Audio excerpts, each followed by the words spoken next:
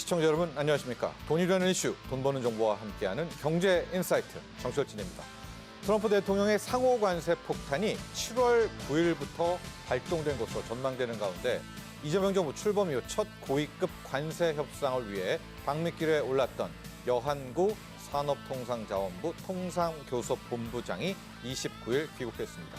자, 오늘 첫 번째 이슈로 한미 고위급 관세 협상의 주요 내용 그리고 앞으로 협상에 필요한 전략 자세히 짚어봅니다.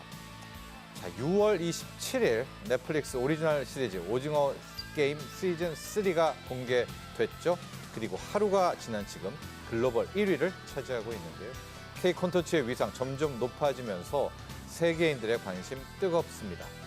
자, 이재명 대통령은 대선 후보 시절에 글로벌 소프트 파워 빅5의 문화 강국으로 거듭나겠다 밝혔는데요. 두 번째 이슈는 새 역사를 쓰고 있는 K 콘텐츠 그리고 문화 강국에 대한 이야기 함께 나눠보겠습니다. 경제 인사이트는 유튜브 경제 인사이트 채널을 통해 실시간 시청이 가능합니다. 많은 시청 부탁드립니다.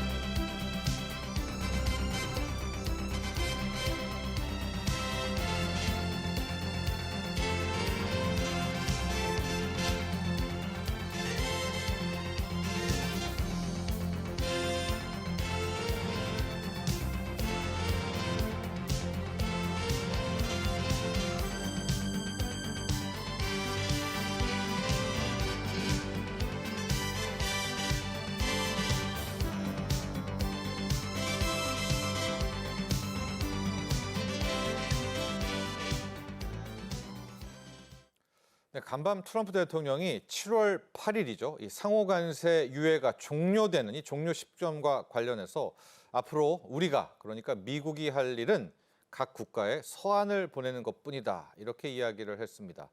자, 상호 관세 추가 유예는 없다라는 의사 표명이기도 한데 그러고 보니까 이제 상호 관세부가 채 열흘도 남지 않게 된 겁니다.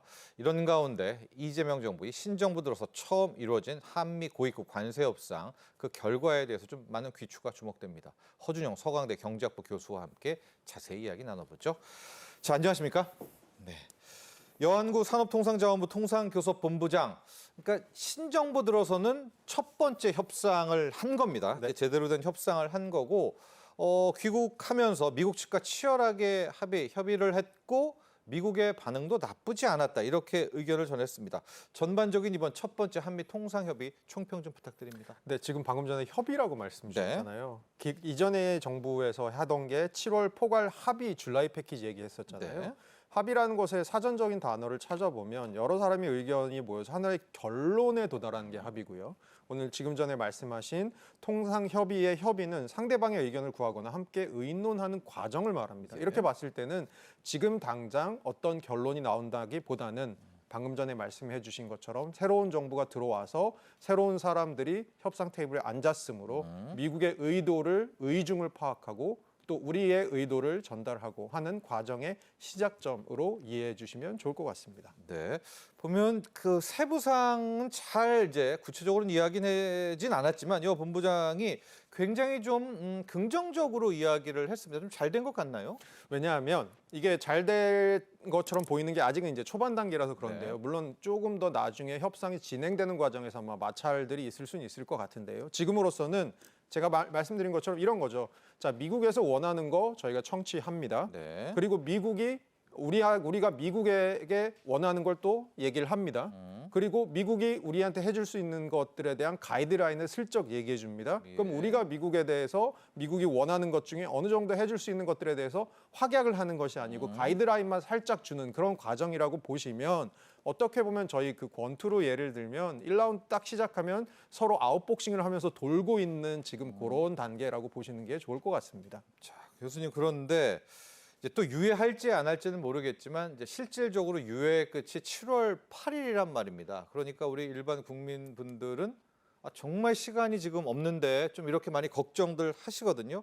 현재 이 전략적 타이밍, 협상 타이밍, 중요성 좀 너무 임박하다 이런 느낌도 좀 받는데 어떻게 보고 계십니까? 이게 우리가 미국이랑 단둘이 지금 마주하고 있는 상황이라고 하면 더 걱정하실 부분이 많을 것 같은데요. 저는 먼저 좀 걱정을 좀 조금만 덜 하셔도 될 것 같다고 그래요? 말씀드리는 네, 것이 어떤 네. 거냐 하면 예. 미국이 4월 2일 날 상호 관세를 발표하고 4월 10일 날 유예를 해줬습니다. 그리고 나서 그 유예기가 끝나는 게 7월 8일인데요. 예. 미국이 핵심 대상국으로 협상을 해야 되는 협상국만 지금 한 20여 개국이 됩니다. 그러면 미국의 협상 전략은 다음과 같다고 잘 알려져 있어요. 1번부터 20번 국가까지 쫙 줄을 세워요. 1번 국가 일로 와봐. 협상하다가 잘 안 되면 맨 뒤에 가 있어. 네. 2번 국가 일로 와봐. 이런 식으로 지금 협상을 하는데 그래서 협상의 진도가 나라마다 굉장히 다릅니다. 우리는 약간 새로운 정부가 들어온 지가 얼마 안 돼서 맞아요. 일본하고도 비교해 보면 일본은 벌써 7차 협상 진행 중인데 우리는 지금 3차 협상 들어간 거거든요. 어떻게 보면 협상 진도가 좀 느리다고 생각할 수 있는데 그렇다고 해서 다른 나라들이 협상이 지금 굉장히 많이 완료됐느냐? 영국을 제외하면 나머지 나라들은 지금 협상에서 굉장히 눈에 잡히는 것들이 아직까지 알려진 게 없거든요. 네. 그런 측면에서는 우리만 너무 뒤처져 있다라고 걱정하지 않으셔도 될 것 같고요. 이렇게 여러 나라들을 협상하다 보니까 미국도 7월 8일 그래서 상호관세 유예가 종료되는 그 90일 시점이 되면 아마 제가 생각하기에는 얼마 전에 스캇 베센트 재무장관이 얘기한 것처럼 협상이 9월 1일 정도까지는 마무리될 수 있을 것 같다. 그 얘기는 뭐죠? 7월 8일과 9월 1일의 차이. 결국 유예가 한 번 더 갈 수 있다. 왜냐하면 이거 유예 안 해줬을 경우에는 사실 미국 경제에도 상호관세 그대로 갔을 때 부담이 될 수밖에 없으므로 제 생각에는 한 번 더 유예가 있지 않을까 정도 생각하고 있습니다. 자, 알겠습니다. 자, 그리고 이번에 여한구 본부장이 귀국길에 와서 이제 첫 번째 협상 이야기를 하면서 이 키워드를 이야기를 했습니다. 제조업 르네상스 파트너십을 구축하겠다.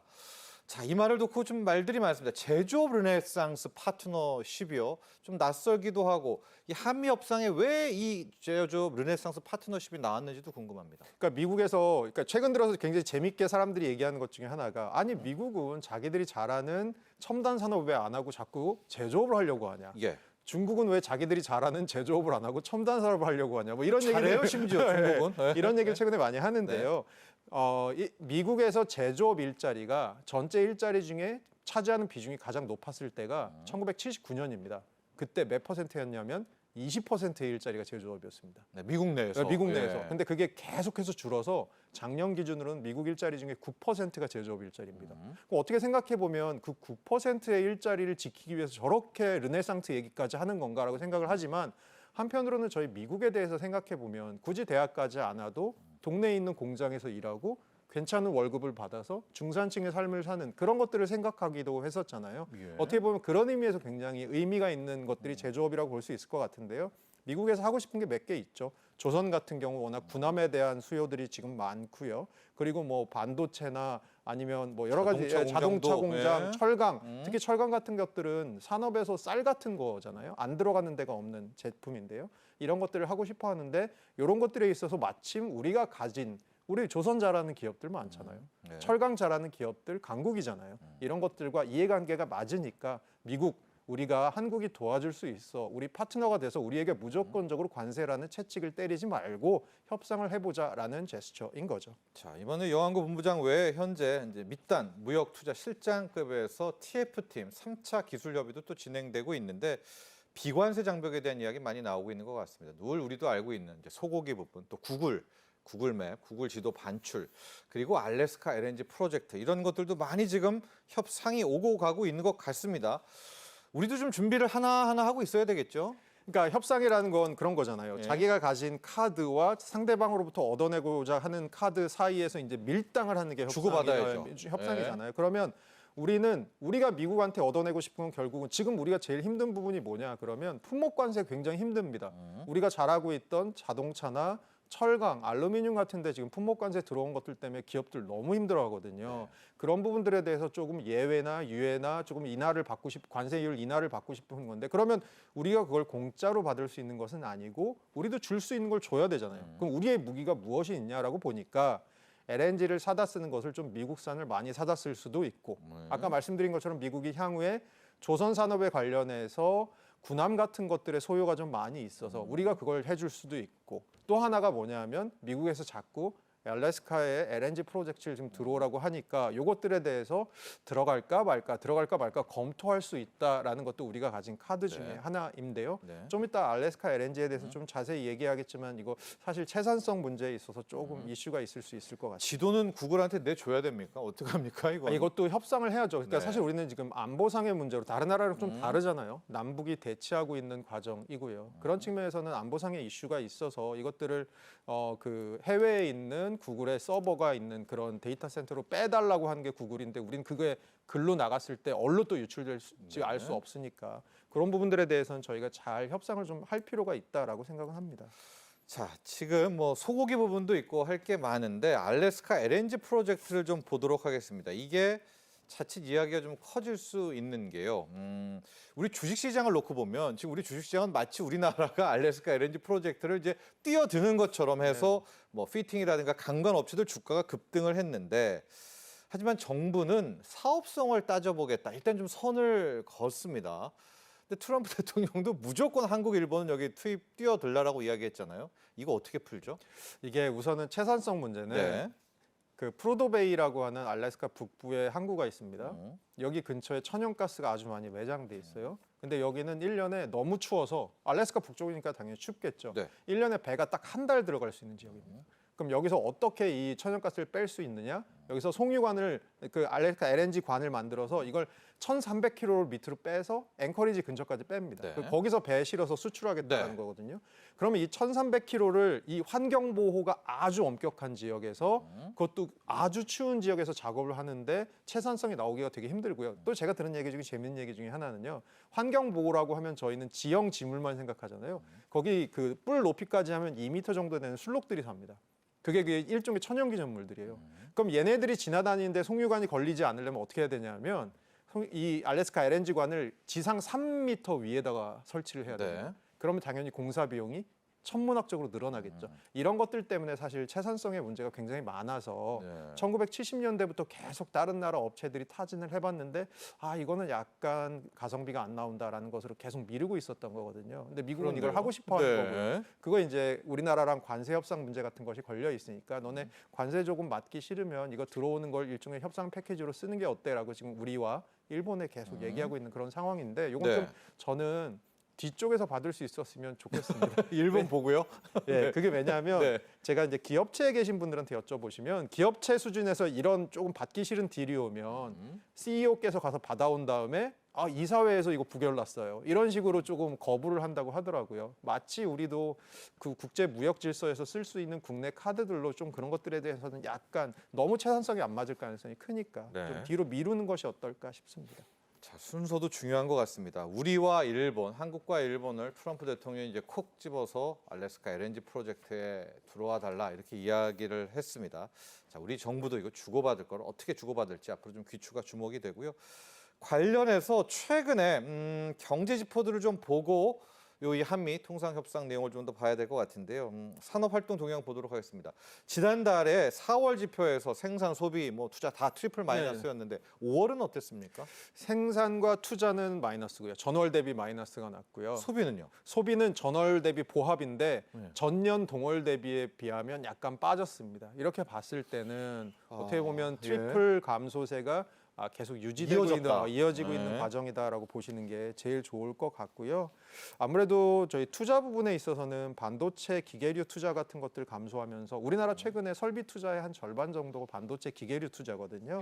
요 감소했고요. 또 하나 이제 건설 투자 같은 경우는 현재 건설 수주도 조금 감소했고 그리고 건설 기성이라고 해서 건설 실적 같은 것들도 지금 좀 감소해서 투자가 좋지 않은 상황. 생산도 빠지고 있고 소비는 그렇게 살아나지 않고 있는 상황. 어떻게 보면 지금 신정부 들어와서 여러 가지 추경들도 지금 논의가 되고 있고 하니까 제가 보기에는 약간 더 지켜봐야 될 부분이 있습니다만 지금 트럼프발 관세 전쟁의 불확실성이 너무나도 큰 상황이 하나 있기 때문에 이런 것들이 향후에 어떻게 풀릴지까지도 다 보면서 왜냐하면 기업들 입장에서는 얼마 전에 그 최태원 회장께서 그런 얘기 하셨잖아요. 아니 미국은 관세를 할 거면 하고 안 할 거면 안 하지. 네. 한다고 그랬다가 뺐다가 한다고 그랬다가 뺐다가 결국 불확실성을 키우고 있는 상황. 기업들이 어떻게 보면 시장이 제일 싫어하는 게 불확실성이니까요. 이런 부분이 있는 것 같습니다. 이번 지표 관련해서 지금 우리가 상호 관세는 유예를 받고 있지만 철강, 자동차, 품목별 관세는 25%를 막고 있단 말입니다. 여기 품목별 관세가 좀 영향 미친 거 아닙니까? 지금 철강 관세는 50%까지 올라간 예. 상황이고요. 예. 그래서 철강 50%, 자동차 25%. 그 영향이 좀 있는 거 아니에요? 당연히 있는 거고요. 당연히 있고 최근 들어서 제가 뭐 부산이나 대구 같은데 조금 뭐 가서 강연을 할 일이 있는데 거기 경제인 분들이랑 얘기를 해보면 예, 자동차 부품, 자동차, 철강 지금 예, 굉장히 어려운 상황입니다. 예. 그러니까 우리나라에서 사실 수출을 굉장히 잘 하던 효자 품목들인데 이런 것들이 지금 생산이 잘 안 되고 있는 거, 요거는 우리나라 경제에도 문제지만 어떻게 보면 이런 것들에 지금 굉장히 많은 투자를 한 지역들, 뭐 아니라도 경상권이 굉장히 많은 지역들이겠죠. 이런 지역들의 문제, 일자리 문제까지도 이어지고 있는 것 같고요. 반대로 이제 반도체나 뭐 디스플레이 같은 것들, 특히 뭐 조선업 같은 경우는 향후에 좀 그래도 괜찮을 거다라고 보고 있는 부분이 있는데 예. 저희 조금 아픈 부분이 제가 생각하기에는 철강 자동차 그리고 배터리 그리고 석유화학은 최근에 이제 유가가 물론 이스라엘 이란 전쟁 때문에 조금 튀려고 했었습니다만 예, 여전히 유가가 낮은 상황에서 정제 마진이 잘 안 나오고 저유가죠. 있는 상황 이런 것들 때문에 조금 앞으로 부진이 좀 길어지지 않을까 생각이 들고 있습니다. 자, 지표 하나, 통계 지표 하나 더 보도록 하겠습니다. 기재부의 5월 국세 수입 현황 자료인데 국세 수입 현황 5월까지는 우리가 지금 세금 줄어들까 봐, 세수 줄어들까 봐 많이 걱정을 하고 있었는데요. 약간 좀 너무 걱정할 정도는 아닌 것 같네요. 5월까지 한번 볼까요? 네. 5월까지 국세 누계 수입이 172조 3천억 원인데요. 이게 작년 5월까지의 작년 누계 수입이랑 1년 전이랑 비교해 보면 한 21조 3천억 증가한 숫자입니다. 늘어났습니다. 작년 말에 저희 세수 결손 났었잖아요. 네. 그렇게 봤을 때는 작년보다 좀 늘었다. 그럼 어디서 늘었냐라고 보면 저희 국세라는 건 결국 세 개 항목이 제일 크거든요. 소득세, 법인세, 부가가치세인데 소득세에서는 해외 주식 하시는 분들의 양도 차익에 대한 양도세 요게 좀 늘었고요. 아무래도 소확개미들이 많아지니까요. 그리고 종합소득세 좀 늘어나고요. 법인세 올해 좀 늘었습니다. 그래서 조금 작년보다는 늘었는데 또 하나 저희가 보아야 될 게 국세 세수 진도율이라는 게 있습니다. 네. 우리가 원래 연초에 걷기로 했던 국세에 대해서 매달 몇 % 진도율 정도가 나오느냐 보면 작년에 비해서는 좀 올라갔습니다. 근데 이 직전 5년 평균에 비해서는 여전히 약간 낮은 상황이어서 올해도 좀 약간 세수 결손 이슈가 있지 않을까라고 생각하고 있습니다. 그렇습니다. 지금 재정이 워낙 중요하기 때문에 이 세수 또 세입 부분은 저희가 계속해서 여러분께 업데이트된 소식 전해드리도록 하겠고요. 다시 이제 한미 관세 협상으로 돌아오도록 하겠습니다. 앞서 이제 스캇 베센트 재무장관 이야기를 해주셨는데 트럼프 대통령은 바로 지금 뭐 서한 보내가지고 끝나야겠다라고 이야기는 했지만 베센트 장관은 9월 1일 노동절까지로 좀 이야기를 했습니다. 주식시장도 오히려 그러니까 트럼프를 보지 않고 베센트의 9월설을 보고 있거든요. 너무 낙관하는 건 아니지만은 어떻게 할까요? 유예를 좀 해주는 쪽으로 우리도 대비를 좀 해야 되는 건가요? 저는 개인적으로는 유예를 할 수밖에 없다고 생각하는 편이고요. 저희 5월 10일 날 미국하고 중국하고 관세율 인하하면서 뭐 히토리 수출 통제 풀어주고 이런 것들에 대한 일단 합의가 있었잖아요. 90일간이긴 하지만요. 그거 했을 때 저희가 생각했던 게 야, 미국 이렇게 하다가 이렇게 관세를 계속 매기다가 중국산이 안 들어오면 연말에 크리스마스가 되면 이거 월마트 같은 소매점에 매대가 다 비는 거 아니야? 뭐 이런 얘기까지도 나왔었거든요. 어떻게 보면 관세를 매김으로 해서 미국 경제가 단기적으로 볼 수 있는 피해가 너무나도 크기 때문에 제가 보기에는 관리 모드로 가지 않을까라고 생각하고 있고요. 예. 그런 측면에서는 이 원래대로의 관세, 상호관세율 4월 2일 날 매겼던 걸 그대로 7월 10일경에 다시 발효를 하게 된다면 네.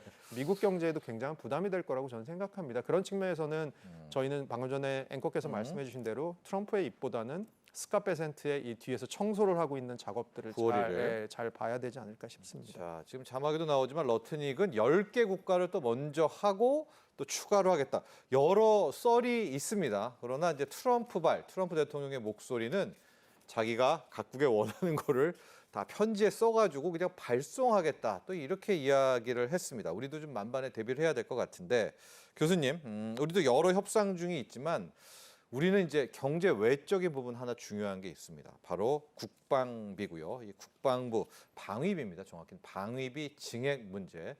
트럼프 대통령은 지금 거의 9배 이상의 증액을 요구하고 있는데 이것도 협상 테이블에서 뭐 같이 이야기해야죠. 이게 아마 들어올 것 같고요. 예. 그리고 최근 들어서는 국방비와 함께 좀 보셨으면 시청자분들도 생각해 보셨으면 좋겠는 예. 게 저희 어제도 뭐 뉴스 여러 군데서 나왔는데 미국이 이제 우리나라 지도를 거꾸로 놓고 최근 들어서 내부 교육을 한다고 합니다. 우리나라 지도를 거꾸로 놓고 보면 타이완 예. 쪽이 굉장히 오른쪽 위에 크게 보입니다. 그러면서 그런가요? 타이완이 전략적으로 굉장히 중요해 보이게 되거든요. 예. 최근 들어서 주한미군 관련해서 많이 나오고 있는 미국 내에서도 나오고 있는 얘기가 주한미군이 단지 한국의 방위를 하는 것이 아니고 유사시에는 대만 해협에까지 가서 역할을 해야 된다. 주한미군의 역할 확장론에 대한 얘기가 나오고 있거든요. 어떻게 보면 방위비 인상이라는 것과 함께 주한미군의 역할에 대한 얘기들도 우리와의 이 협의 테이블에 올라올 가능성이 있기 때문에 이것은 좀 더 크게 볼 필요가 있을 것 같고요. 예. 벤치마크로 볼 수 있는 부분은 나토 회원국에 대해서 미국이 5% GDP GDP 5% 대비. 5% 해라. 그중에 3.5%는 순수 국방비고 나머지 1.5%는 국방 관련 인프라 뭐 도로를 깐다거나 이런 것들을 하라라는 건데요. 이런 것들을 기준으로 생각해 봤을 때 지금 저희가 부담하고 있는 주한미군 방위비 주둔비보다는 훨씬 더 큰 규모의 뭐 아까 말씀하신 대로 최악의 경우에는 9배, 10배 되는 것 청구서가 날아올 수 있는데 이것도 제가 보기에는 관세랑 여러 가지 패키지의 일환으로 들어올 가능성이 있다. 즉 미국의 입장에서는 가지고 있는 여러 가지 무기 중에 하나가 될 수 있다라는 점은 명심해 두어야 될 것 같습니다. 이 부분은 우리 위성락 안보실장이 좀 대처를 하고 있는 것 같은데 뭐 위성락 실장은 좀 어떻게 뭐 이견 같은 거 내고 있습니까? 아직 뭐 이거 사실은 칼은 칼날에 있을 때가 제일 무서운 법인데 네. 저희가 이제 협상에 대한 내용을 외부로 먼저 발설하지는 않겠죠. 하지만 뭐 워낙 미국이랑 좋은 관계를 유지해 오셨던 분이고 미국 내에 굉장히 많은 휴민트를 가동하고 계신 분이어서 예. 또 그런 측면에서는 조금 저희가 또 괜찮은 역할을 해주실 수 있는 부분이 있지 않을까 생각하고 있습니다. 네, 자 정리를 좀 해보도록 하겠습니다. 이제 7월 8일 트럼프 대통령이 일단 말해놓은 상호관세 유예 데드라인이 있고요. 그 외에 뭐 러트닉 상무, 스캇 베센트 재무장관이 말하는 뭐 10개국 먼저 9월 1일설 여러 개가 있습니다. 우리가 비관도 낙관도 안 하고 좀 대처하는 시나리오를 좀 많이 짜야 될 것 같습니다. 우리는 어떻게 준비를 좀 해야 될까요? 우선 순서로 보면 제가 늘 말씀드리지만 쇼트트랙 1위 그룹에 맨 뒤에 있는 게 제일 좋을 것 같고요. 예. 1위 그룹 근데 이게 중에 원하는 대로 될까요? 그래도 먼저 어떻게든, 불러오면 네. 어떻게든 뒤에 있어야 될 것 예. 같고요. 그리고 또 하나는 우리가 낼 수 있는 카드들이 많지 않아요, 사실. 그런 측면에서 카드들을 좀 아껴 쓸 수 있는. 안 그러다 보면 마지막에 카드가 없어서 미국이 내는 모든 조건들을 받을 수가 있거든요. 예. 이런 것보다는 카드를 좀 아껴 쓸 수 있는 지혜가 저희 정부에 필요하지 않을까라고 생각하고 있습니다. 강하게 나올 때는 또 어떻게 할까요? 그럼 우리는 뭐 여러 가지 시나리오 좀 있어야 되겠죠. 워낙 우리를 강하게 좀 압박하고 그럴 때는 어떻게 할까요? 우리는. 근데 우리도 뭐 가진 카드가 몇 개 카드가 있으니까 있다. 그걸로 또 우리도 또 강하게 응수를 할 부분은 하고 네. 그렇지 않다 보면 사실 트럼프라는 사람이 원하는 건 결국 본인에 대한 관심, 어텐션이라는 걸 굉장히 중요하는 사람이거든요. 그럴 네. 때는 좀 원하는 거는 들어주면서 맞춰줄 부분도 있지만 또 한편으로는 안 되는 것들에 대해서는 단호하게 안 된다고 얘기하면서 또 다음 스텝을 찾는 것도 굉장히 중요할 것 같습니다. 네. 자, 허준용 서강대 경제학부 교수와 함께했습니다. 오늘 감사합니다. 자, 그래서 두 번째 이슈로 넘어가겠습니다. 준비된 영상 보시고 난 뒤 이야기 계속 이어가죠.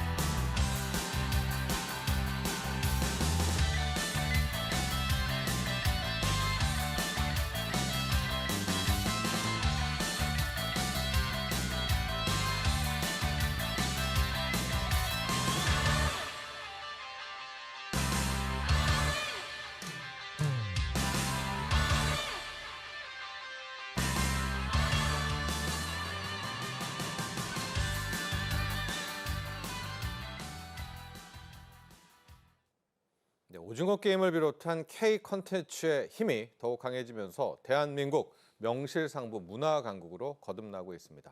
이재명 정부도 글로벌 소프트 파워 빅5라는 이 K 컬처의 비전을 제시하면서 문화 강국 목표를 향해 나아가고 있는데요.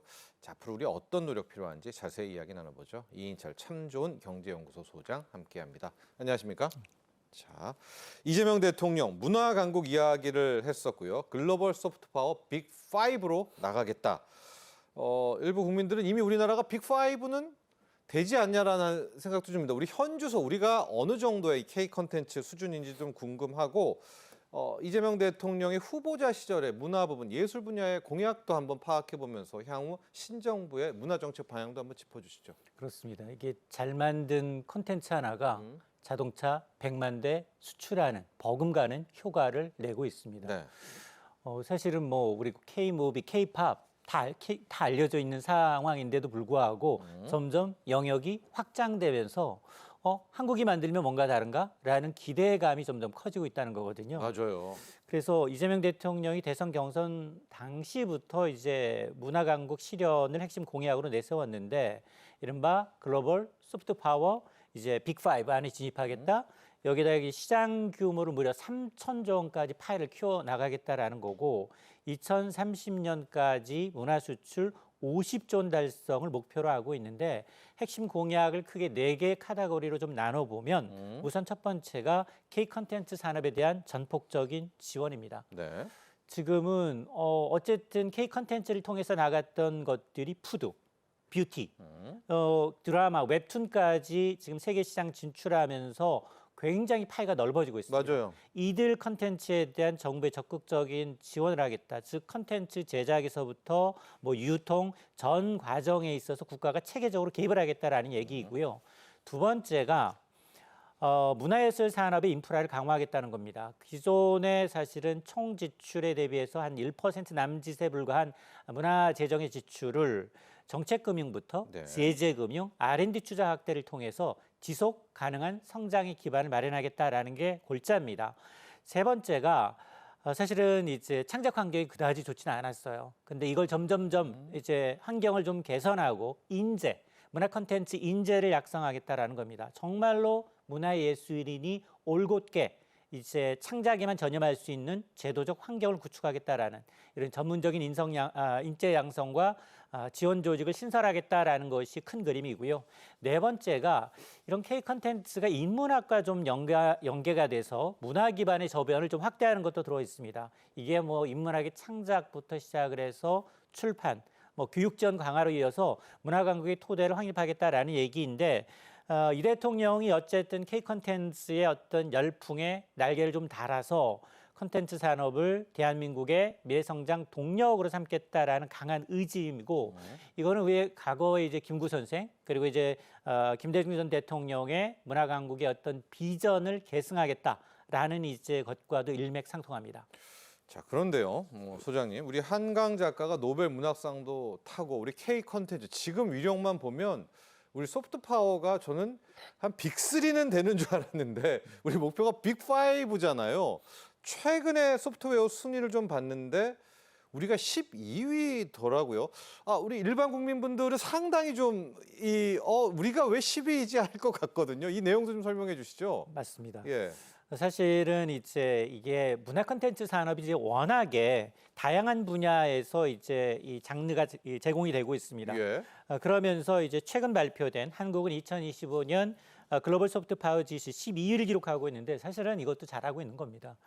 그래요? 문화 강국 너무 좀 아닌 것 같은데 한 10위권 아닌 것 같은데요. 맞습니다. 그냥 5위권. 그렇긴 한데 네. 사실은 아마 이제 미국 기억하시게 되면 미국을 이끄는 전체 3대 산업을 꼽으라고 하면 스포츠 산업, 스포츠 그러니까 콘텐츠. 영화, 엔터테인먼트 산업 예. 이런 것들이 이제 미국을 이끌고 있거든요. 그래서 최근에 물론 우리가 굉장히 글로벌 주목을 받고 있는 주목도는 마찬가지지만 예. 어쨌든 그 중심에 뭐 K-팝, K-드라마, K-뷰티, K-푸드 대중문화 기반의 이제 소프트 파워가 이제 자리매김하고 있고 우리 12위 하면 잘 못하는 것으로 취급하시는데 네네. 인구 대비 우리나라 경제력에 맞춰서 가는 거예요. 예. 그래서 이런 이제 한국의 소프트 파워가 상승하는 이 배경을 보게 되면 크게 세 가지를 들 수 있습니다.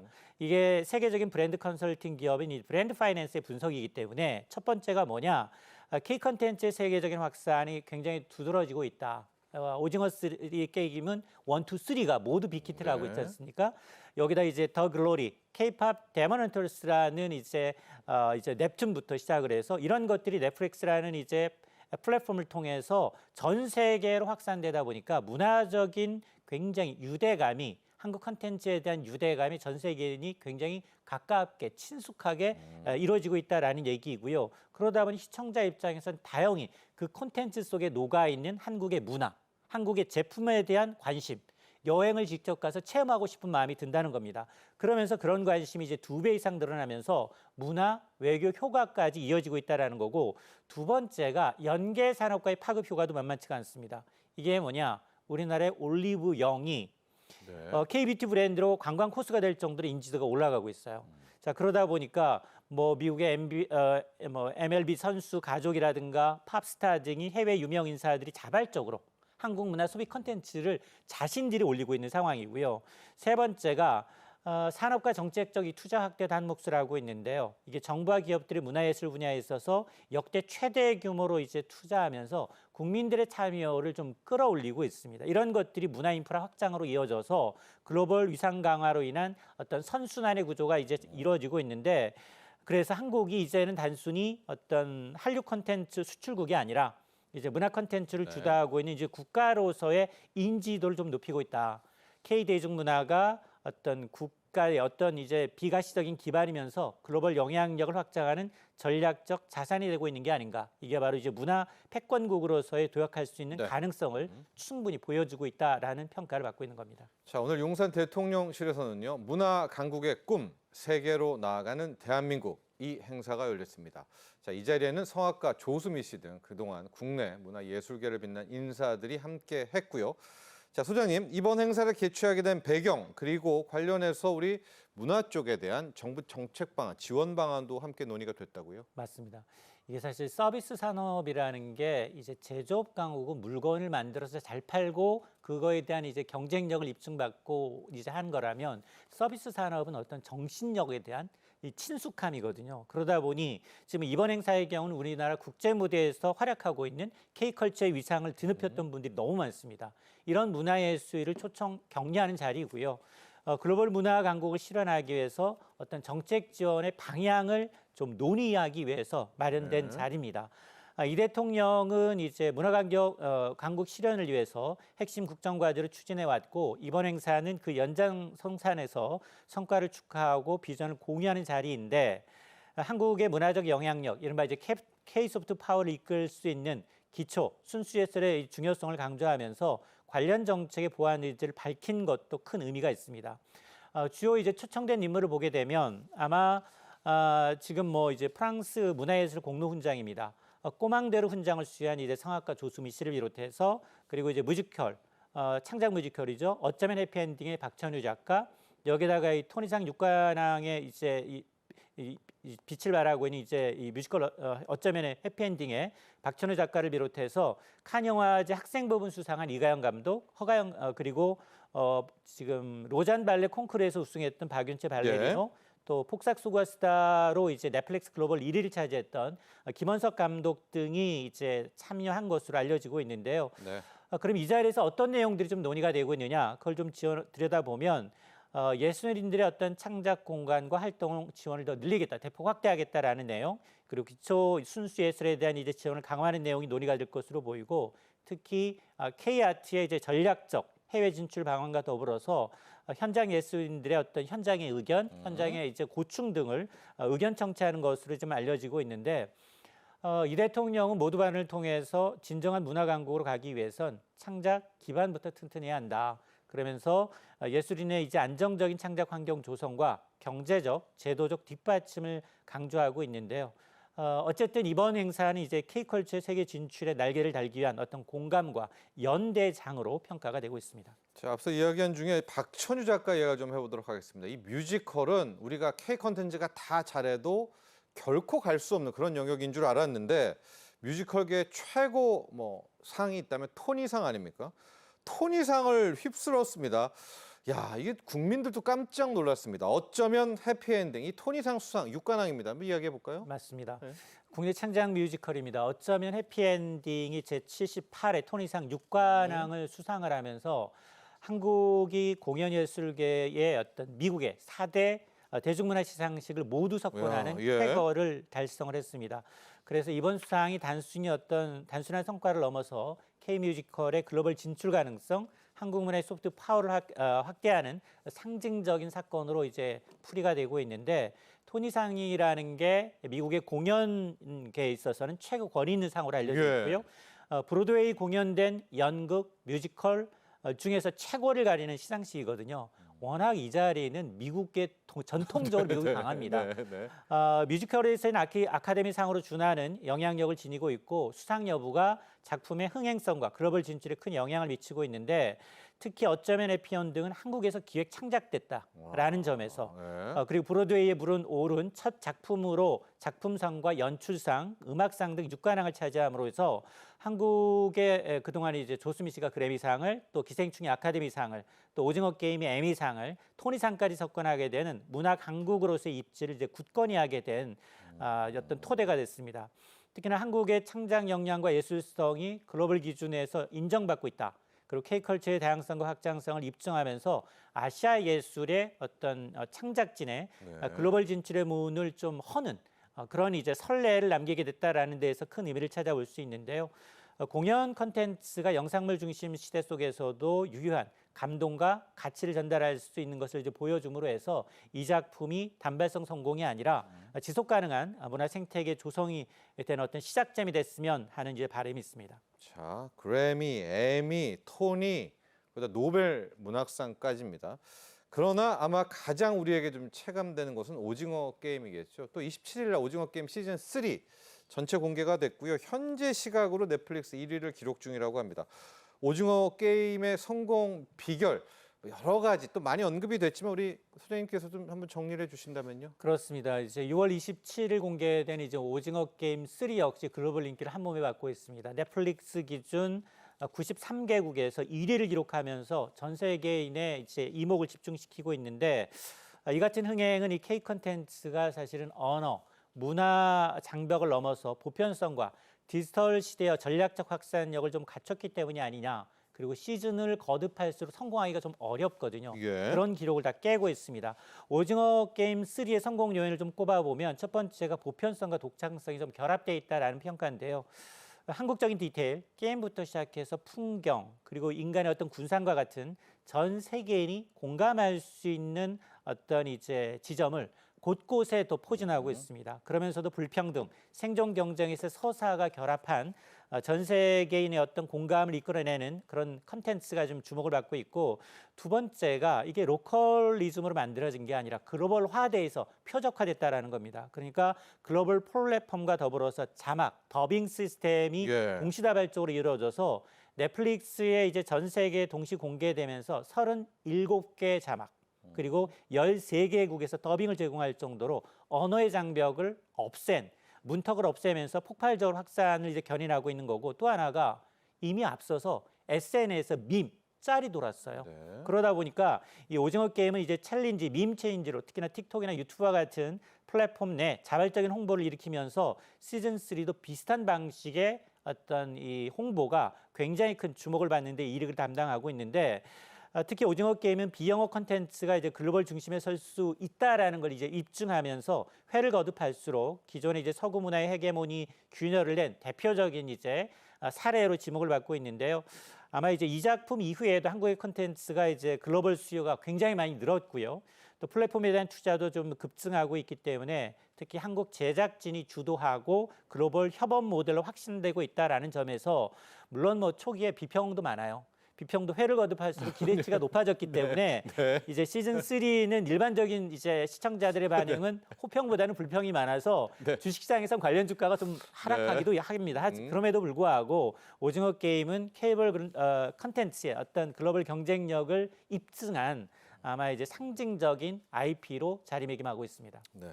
이 K 컨텐츠, K 드라마가요. 워낙 좀 인기가 있지만 이게 이제 OTT의 힘일까요? 최근에 지역별로 좀 보면 라틴 아메리카요. 남미 쪽에서 엄청난 인기 폭발이 일어나고 있다. 뭐 좋은 거기는 한데 또 남미 지역 라틴 아메리카와 또 우리가 궁합이 좀 맞는 부분이 있을까요? 맞습니다. K 드라마가 이제 라틴 아메리카에서도 주류 컨텐츠로 자리매김하고 있습니다. 예. 언어도 다르고요. 사실 브라질, 멕시코, 칠레, 콜롬비아 굉장히 좀 더운 남미 국가에서 넷플릭스 탑 10에 진입 계속하고 있고요. 한국 드라마가. 그러다 문화도 보니 약간 다르지 않나요? 남미랑 우리랑은? 맞습니다. 그런데 특정 팬층을 네. 넘어서 일상적인 어떤 시청 선택지로 확산이 되고 있다라는 건데, 자, 라틴 아메리카에서 이렇게 이제 성공하고 있는 배경이 뭘까? 크게 한 세 가지를 꼽고 있습니다. 일단 플랫폼 전략이 먹혀들고 있다. 여기도 넷플릭스나 디즈니 네, 플러스와 네, 같은 이제 컨텐츠를 통해서 네. 스페인어, 포르투갈어 자막과 더빙을 기본으로 제공하고 있고요. 그러다 보니까 접근성이 더 좋아졌고 몰입감이 더 강화되고 있습니다. 특히 SNS 챌린지를 통해서 젊은 사람들이 유학 콘텐츠 등으로 자발적으로 확산되는 이 구조를 형성하고 있고, 두 번째는 장르의 다양성과 감성 공감 코드가 맞아들고 있다는 겁니다. 한국 드라마 특유의 가족 중심의 서사가 펼쳐지고 감정선, 사회적 메시지가 이 라틴 문화권의 감수성과 좀 공통점이 있다는 겁니다. 공통점이 있나요? 맞습니다. 그러면서 어, 로맨스, 그래요? 복수국, 어. 그다음에 SF, 학원 액션과 같은 다양한 이제 폭넓은 네. 부분에서 확장성이 좀 커지고 있고, 또 하나가 중남미에서 인기 있는 컨텐츠를 보니까 눈물의 여왕, 기생수 더 그레이, 이 엄친아, 뭐 약한 영 클래스 2와 같은 굉장히 다양한 K 드라마가 남미에서 장기간 이제 흥행을 유지하고 있다라는 걸 보게 되면, 특히나 한국의 제작 시스템에 대한 신뢰가 좀 형성되면서 장르 불문 높은 기대치가 좀 자리 잡고 있는 것도 이제 K 드라마가 단순히 컨텐츠만이 아니라 지역 컨텐츠의 어떤 한 축으로서 자리매김하고 있는 게 아니냐. 그러면서 앞으로 라틴 이제 공동 제작과 현지화 가능성도 점차 현실화될 수 있다라는 기대감이 커지고 있습니다. 자, 그리고요, 여러분, 이제 또 하나의 정말 빅 히트작. 저희 정작 우리 대한민국 국민들한테는 잘 안 알려지고 있는데 K-팝 데몬 헌터스라는 이 애니메이션 이야기를 해야 될 것 같습니다. 지금 넷플릭스 애니메이션이 K-팝 데몬 헌터스가 엄청난 인기랍니다. 근데 이 K-팝 데몬 헌터스는 그 내용이 다 한국 내용을 소개를 하고 있어서 한국의 뭐 문화 A to Z 굿즈도 판매되고 있을 뿐만 아니라, 글쎄요, 이제 이 애니메이션이면 이제 어린 친구들까지, 글로벌 어린 친구를 또 사로잡는 거 아니겠습니까? K-팝 데몬 헌터스요. 저는 이제 안 봤거든요. 이게 지금 어떤 내용이길래 이 정도로 정말 큰 파급 효과가 있겠다, 이렇게 많이 분석을 좀 하는 것 같습니다. 애니메이션 강국은 예. 미국하고 절대 강자 일본이거든요. 이게 거기서 만든 게 디즈니나 이런 데서 만든 게 전 세계로 거의 우리는 그걸 보고 자랐죠. 보고 자랐거든요. 예. 근데 이게 지금 세계적으로 유명한 3인조 K-팝 걸그룹이 악령을 물리치는 테마사의 이야기를 그리고 있습니다. 예. 그러니까 한국적 서사가 그대로 녹아나 있는데요. 이 K-팝 데몬 헌터스가 넷플릭스 공개 열흘 만에 글로벌 영화 부문 1위, 33개국에서 정상을 차지하면서 네. K-팝의 IP 확장 가능성을 또 입증하고 있는데요.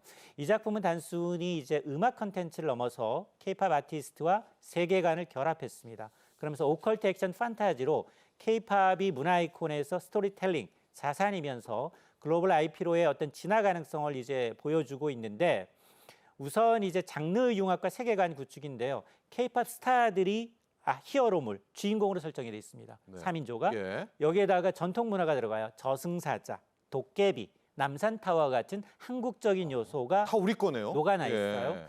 그러다가 이제 루미, 미리, 조이와 같은 캐릭터의 경우는 단순한 아이돌을 넘어서 팬덤 기반의 새로운 브랜드 자산으로 성장 중에 있고, 그러다 보니까 여기에는 지금 음악도 OST에 참여한 멤버들을 보게 되면 트와이스 멤버들이 들어가 있고요. 네. 그다음 테디 프로듀싱으로 인해서 K-팝 스토리와 그리고 이제 사운드와 스토리가 유기적으로 좀 결합하는 상황.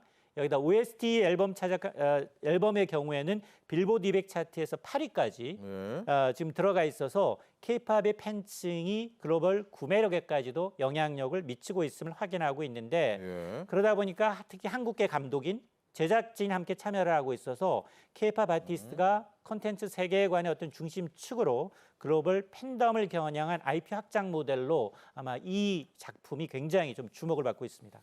자, 이제 정리를 해보도록 하겠습니다. 이제 지금까지는 우리가 이제 성공한 것들, 우리가 잘하는 것들도 짚어봤는데, 우리가 잘하면 잘할수록 특히 이게 소프트웨어 아니겠습니까?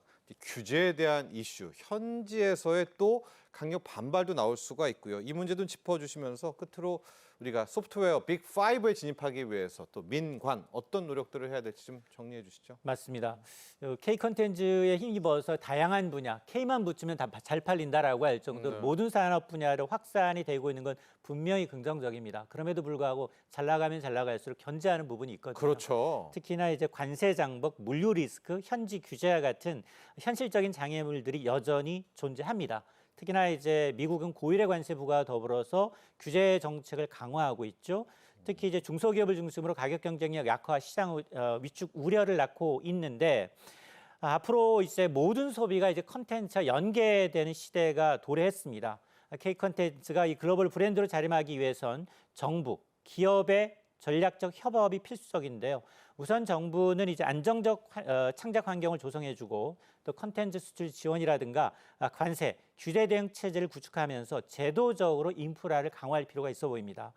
동시에 이제 신진 창작자를 육성함과 동시에 글로벌 진출형 펀드를 조성하면서 해외 플랫폼용과 이제 어떤 협력 강화하는 방안도 전략적으로 논의할 필요가 있어 보여서 기업들 역시 이제 컨텐츠를 단순 기업의 홍보 수단이 아니라 브랜드와 어떤 스토리와 감성을 담는 핵심 자산으로서의 인식을 좀 바꿀 필요가 있어 보이고요. 특히 K푸드, K뷰티, 패션 등 이제 산업 전반에 걸쳐서 K 컨텐츠에 연계된 기획과 판매 전략을 강화할 필요가 있어 보여서 예.